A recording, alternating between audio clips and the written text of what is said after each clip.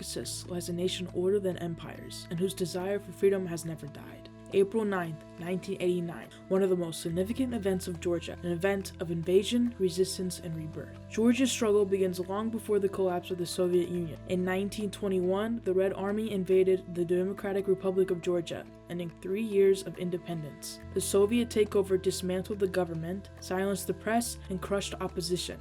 But the attack on Georgia was not only political, it was cultural.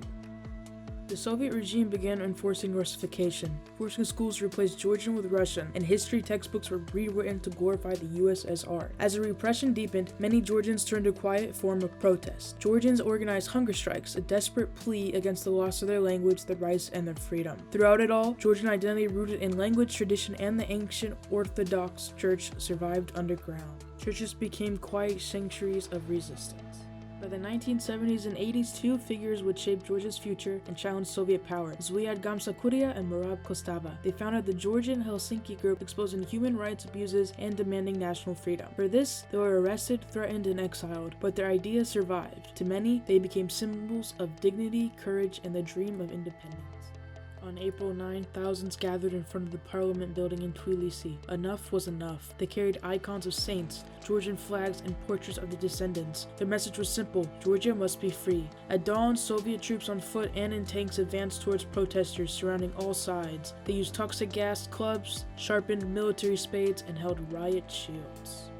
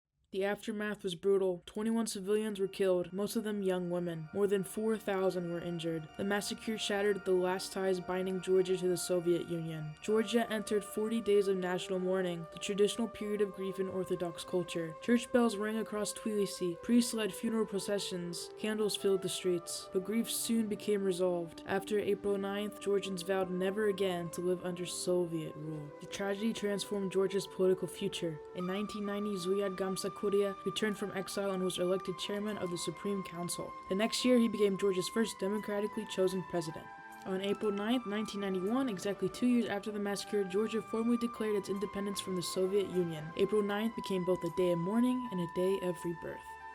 Სიმბოლურია საქართველოს დამოუკიდებლობის აღდგენის გამოცხადება 9 აპრილს, ვინაიდან ამ დღეს გადაწყდა საქართველოს ბედი.